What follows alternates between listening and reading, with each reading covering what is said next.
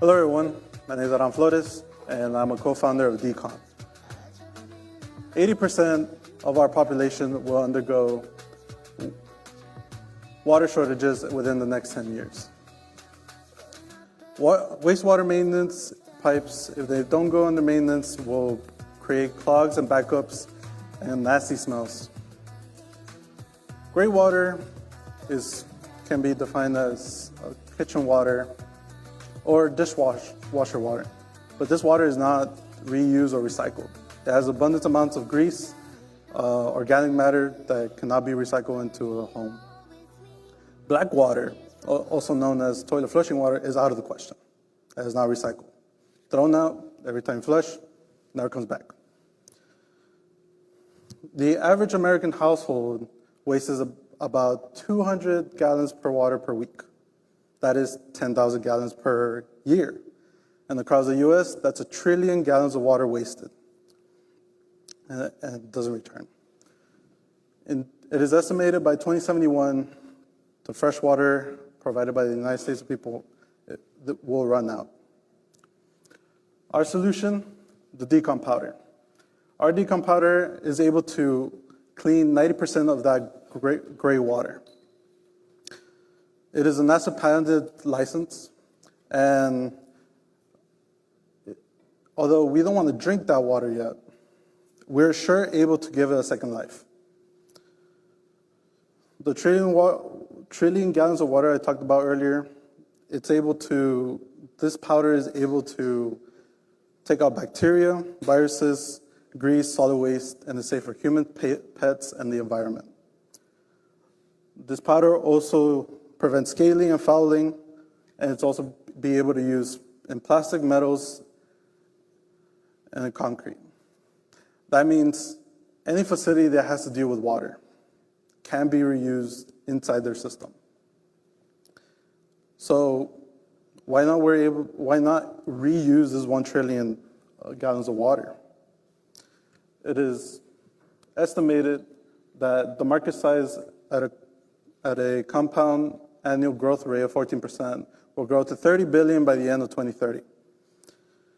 This technology will provide a disruptive technology into this market. It will help solve critical issues inside this market.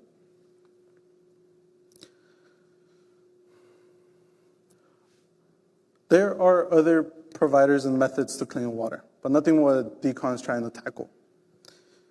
There's systems that use filters, but those filters get dirty real quickly. And then there's also enzyme and bacterial additives that also back up and create more clogs in the system. Sometimes you overtreat it, sometimes you undertreat it. It pretty much has to be carefully calibrated. Our monthly treatment powder packets provide an ease to use and low cost.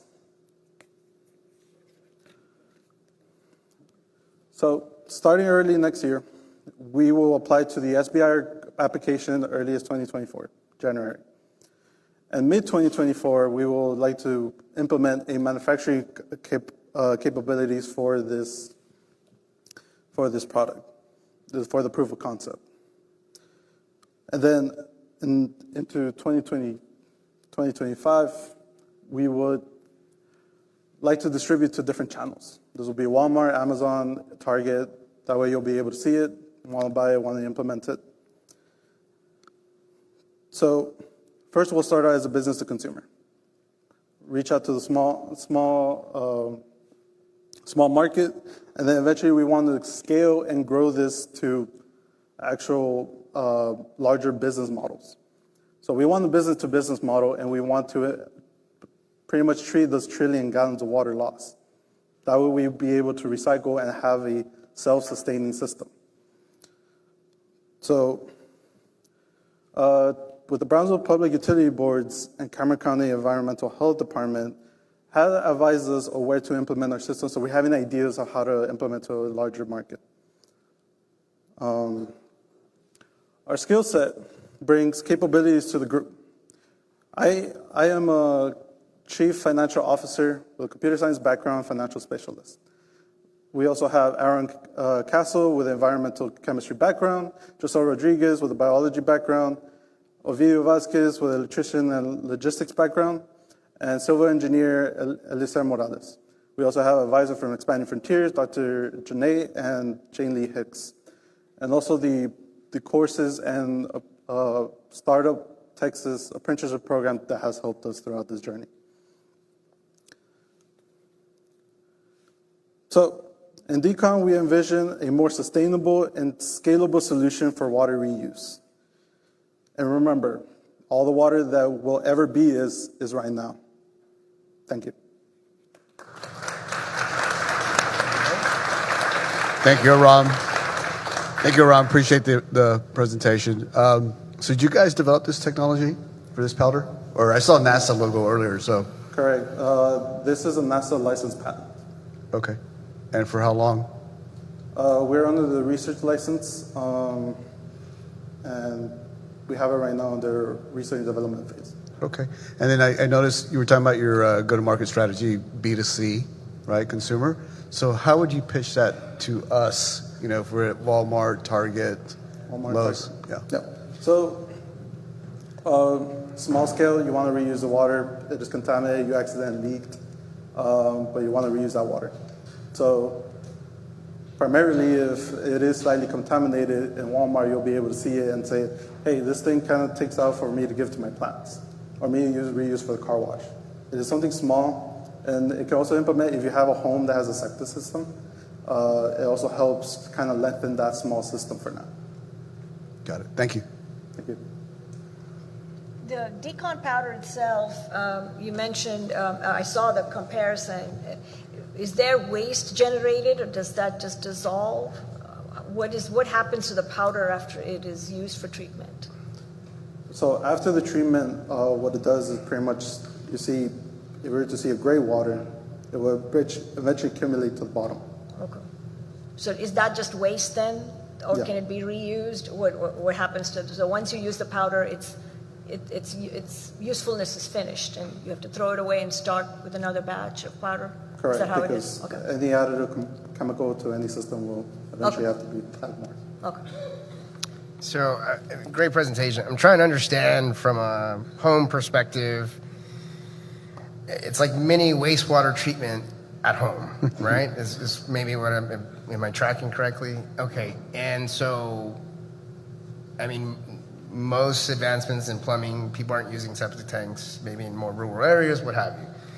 But if I had this system or this access to powder at home, wouldn't I have to do a lot of infrastructure, or am I just getting buckets after my shower, putting in the powder? How are you utilizing it or recommending to be used in a household perspective before you scale to large organizations? I'm just trying to think of the intensity I would have to put in effort to get this wastewater, if you will, into usable water for plants, et cetera. Mm-hmm. So some people already have a system set up to pretty much irrigate. It'll be the in-between when they're doing the filtering. In septic systems, sometimes there's aerobic where they have to spray out, and sometimes the spray breaks and you will need to replace that system, which is more expensive. So at-home use is mostly, which is like the 250,000 homes that will be impacted by this. That will be the at-home use case. It will be existing systems, that way you add it beforehand. It's a pre-treatment. I hear what you're saying. Thank you. Okay. 1 minute for questions, if you have any. 1 more minute. Yeah, I guess I got one more. Going back to her question as far as the residue left from the powder itself, right? So I'm imagining there's some sort of residue or sediment that settles at the bottom, right? Is there any type of, I guess, comparison to what that may do to the system after years of usage, or is there anything that you've kind of looked into that so far? Yeah, so I did think about it because it's septic system. What's the point of pretty much cleaning the water, and then if they're going to be taken out anyways, why even use it? So in the aerobic system, you want to lengthen the lifespan. It still settles in the bottoms. You still need to pump out that residue. So at least on that perspective, it will prevent you from, within the lifespan of whatever the septic system is, which could be 20 years, to replace it for another 40 grand. So it will probably extend it to 30 years or 40 years, which saves you money. Okay. And is the residue a biohazard potentially, since it's contacting all of this other stuff? I guess that was what I was trying to get at. And his question clarified it for me. I mean, does one now I have created a biohazard that I now have to dispose? Is that a concern? The sludge that makes the water clean, is that sludge now basically a biohazard because it has now contacted, sewer water or whatever it might be? So how would you treat that sludge? I guess is what you do with it would depend upon what its properties are and whether you need to be concerned that now it has all this the bacteria or whatever you have removed from the dirty water. So I guess that's my question, is are you creating another problem, potentially? So if dirty water is a problem, you're just separating a cleaner state of water to just a dirty state of water underneath it. If anything, it can kind of help pump out that residue in the bottom.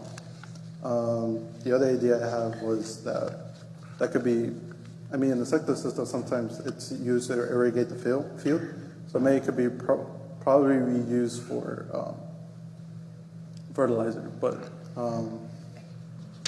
that will be dependent on which use the person wants to use. Well, thank you so much, Aram. A big round of applause.